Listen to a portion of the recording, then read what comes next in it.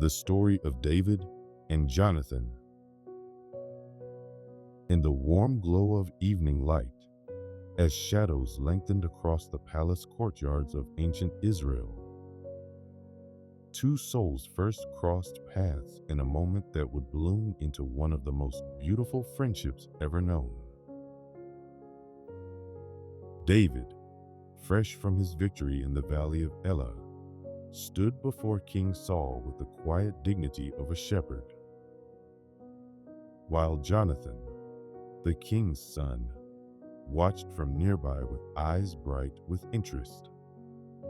There was something in that first meeting that touched both their hearts, like sunshine breaking through clouds after gentle rain. Jonathan, noble and kind, saw in David not just a brave warrior, but a spirit as pure as morning light. As David spoke of his trust in divine guidance, his words flowing like honey, Jonathan felt his own heart responding like a harp string perfectly tuned. The prince's heart was moved to friendship as naturally as streams flow to the sea. In those days, it was custom to seal friendship with gifts. And Jonathan, in a gesture as graceful as leaves dancing in a summer breeze, removed his own robe and placed it around David's shoulders.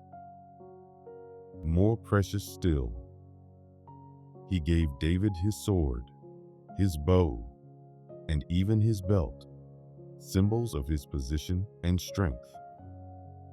Their friendship blossomed like flowers in springtime, growing deeper with each passing day. They would walk together in the palace gardens, sharing thoughts as freely as birds share songs. Jonathan, though heir to the throne, found in David a brother of the heart, while David discovered in Jonathan a soul that matched his own in nobility and grace. In those peaceful early days, they would often sit beneath the shade of ancient trees, speaking of their hopes and dreams. Their words carried on soft breezes. Jonathan would teach David the ways of the court, while David shared stories of his life among the quiet hills, of starlit nights watching over sleeping flocks, and of the songs that filled his shepherd's heart. As seasons flowed one into another like gentle streams merging, their friendship deepened into something rare and precious. Yet shadows began to gather like evening clouds around King Saul's heart. The king's mood turned as unpredictable as autumn winds, particularly when he heard the people singing of David's victories. Their voices carried through the streets like leaves on the breeze. Jonathan, watching his father with eyes soft with concern, saw how the king's spirit darkened like storm clouds gathering.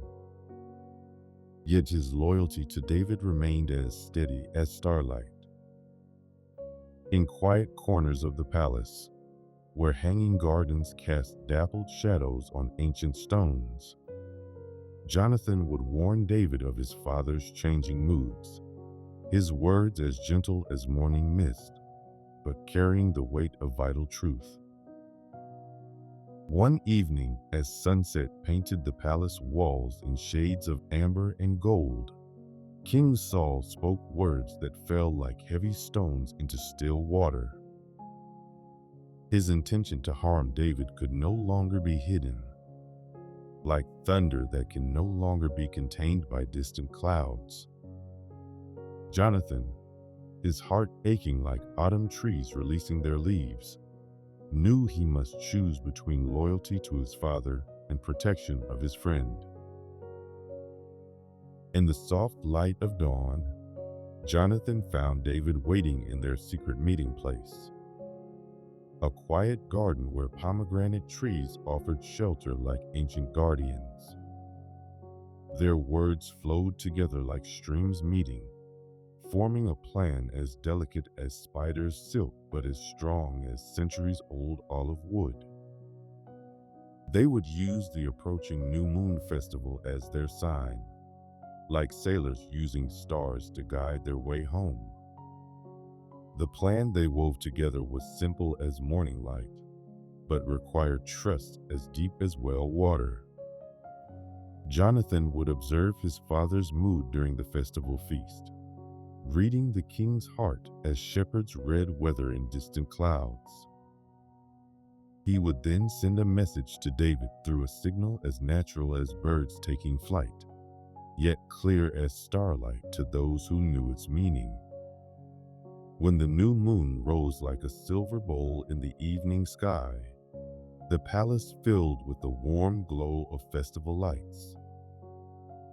At the king's table, David's place remained empty as morning dew that has lifted from grass.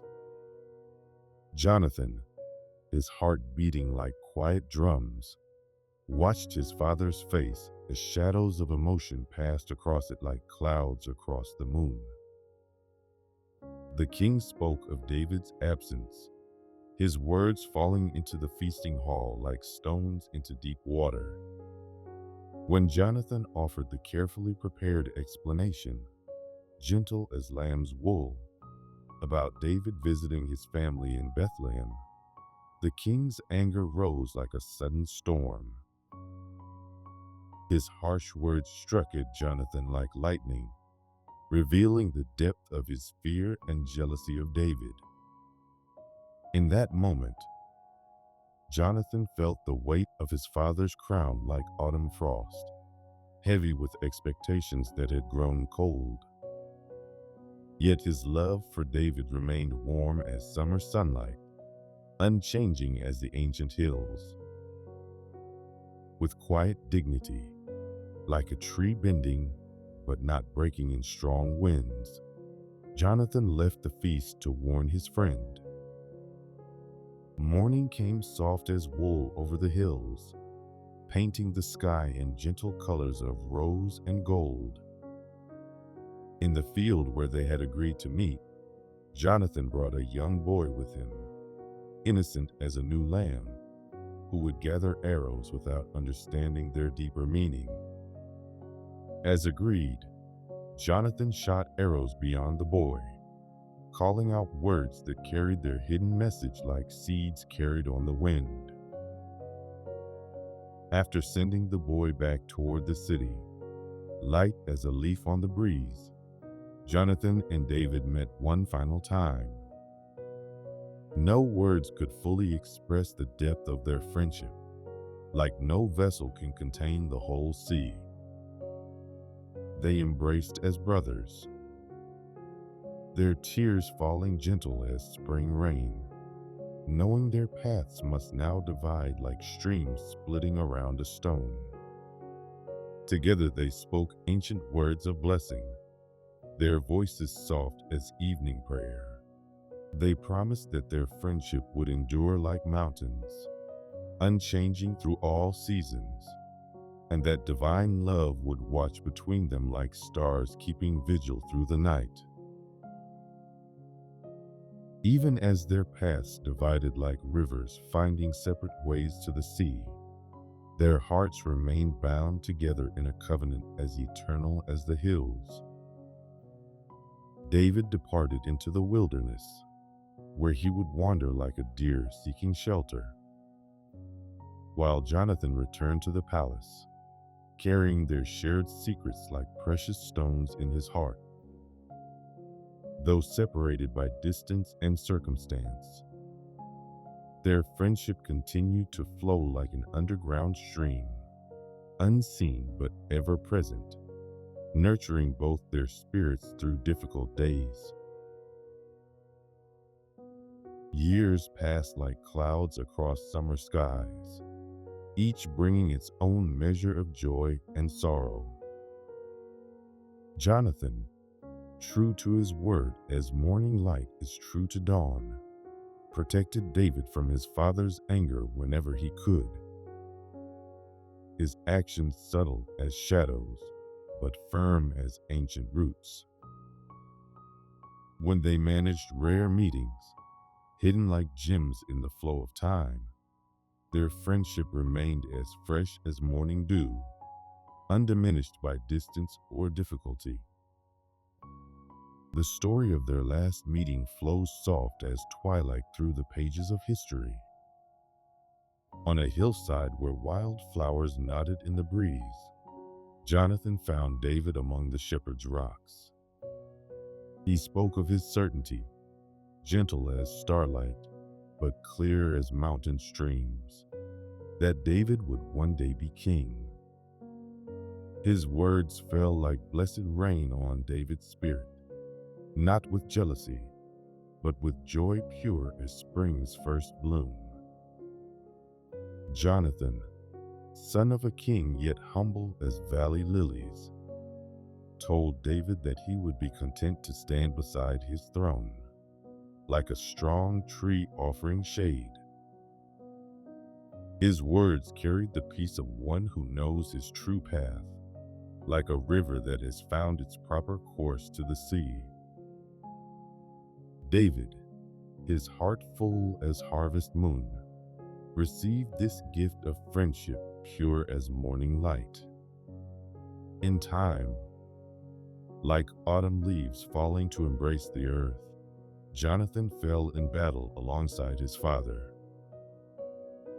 When news reached David, his grief flowed deep as winter rivers.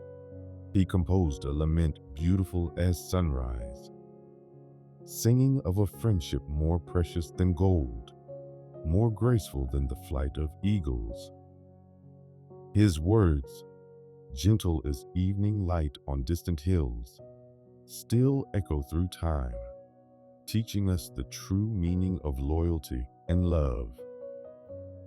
David kept his promise to Jonathan, like a garden keeping seeds through winter.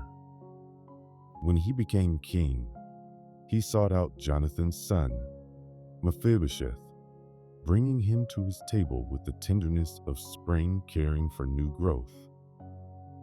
In this way, the love between David and Jonathan continued to flow like a stream feeding new gardens, bringing life and hope to the next generation. As we rest here in the quiet evening, letting this ancient tale of friendship settle in our hearts like dew on morning grass, we can draw forth its timeless wisdom. We learn that true friendship, like stars in the night sky, remains constant even when clouds pass between. We see how loyalty, gentle as moonlight, but strong as mountain stone, can guide us through the darkest valleys,